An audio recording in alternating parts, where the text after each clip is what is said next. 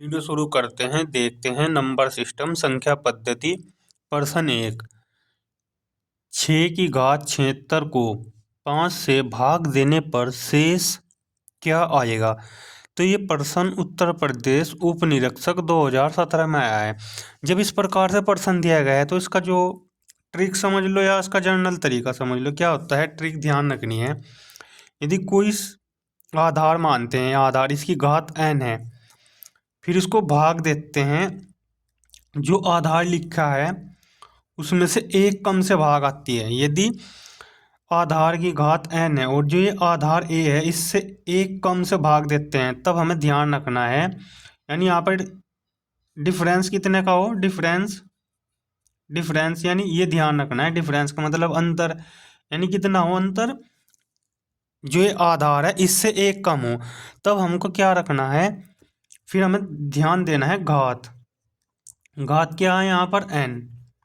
तो जब घात n चाहे सम हो चाहे विषम हो, घात n का मान चाहे सम हो चाहे विषम हो, तो यहाँ पर अब देखते हैं इसको। जैसे यहाँ पर 6 की घात 76 है और इसको भाग करते हैं, यानी को भाग देते हैं, इस प्रकार लिखेंगे 5 से, तो इसको इस प्रकार लिख लिया। तो यहाँ पर एक कम है ना, ए है और ए में से a-1 है रहा, तो इसका मतलब 6 में से एक कम है तो 5। तो ये वाली ट्रिक है जो इस पर अप्लाई करते हैं। अब तो यहाँ पर ध्यान ये रखना है कि घात देखते हैं, घात n चाहे सम हो चाहे विषम हो, तो ऐसी स्थिति में शेषफल एक ही होगा। शेष या शेषफल क्या होगा, एक ही होगा। क्या होगा, शेषफल एक होगा। तो ऑप्शन बी सही है। यानी यदि आधार में से एक कम से भाग देते हैं, आधार क्या है हमारे पास ये, और इसमें से एक कम से भाग देते हैं, तो तब हमको घात चाहे सम हो चाहे विषम शेषफल हमेशा ऐसी स्थिति में एक ही आएगा। अब दूसरा प्रश्न देखते हैं, आगे बढ़ते हैं। प्रश्न नंबर 2 पढ़ते हैं।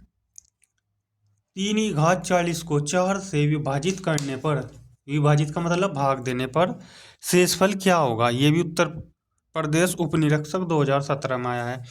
तो इसके लिए जो ट्रिक है, फॉर्मूला है, दो ट्रिक ध्यान रखनी है। एक ट्रिक ये है, जैसे आधार है इसकी पावर n और इसको यदि हम भाग देते हैं, जो आधार है उसमें एक प्लस करके क्या करते हैं, एक प्लस से भाग देते हैं, यानी जो यहाँ आधार लिखा है उसमें एक ऐड हो रही हो वैल्यू, तो तब हमको क्या करना है, भाग देते हैं। इस प्रकार देखना है प्रश्न को। तो यहाँ पर जो शेषफल आता है, यहाँ पर दो स्थिति बनती है। जब एक प्लस से ज़्यादा भाग दे रहे तो यहाँ पर शेषफल निकालने के दो स्थिति बनती है, यानी दो तरीके से निकलता है शेषफल। ऊपरले वाले में तो एक आ गया था, उसका तो कोई प्रॉब्लम नहीं थी, लेकिन इसको अब इस वाले को ध्यान रखना है। यदि इस प्रकार से दिया गया है, जैसे यदि घात n, यदि ये सम है, घात सम है, तो शेषफल एक होगा। शेषफल क्या होगा, एक होगा। यदि घात n क्या हो, विषम, घात n क्या हो, विषम। जब विषम होगी तो शेषफल फिर हमें लेना है, आधार लेना है। क्या लेना है, आधार a, यानी जो आधार है ये वाला हमारे पास शेषफल आ जाएगा। अब इसको देखते हैं। 3 की पावर 40 को डिवाइड करते हैं, यानी भाग देते हैं 4 से।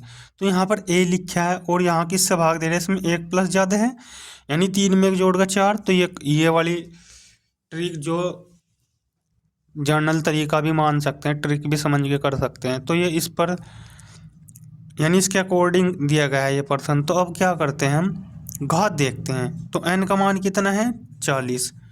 n का मान कितना है, 40। 40 कैसी संख्या है, सम संख्या।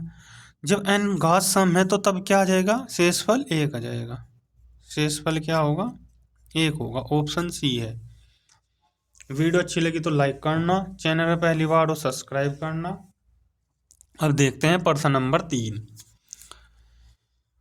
25 यानी 25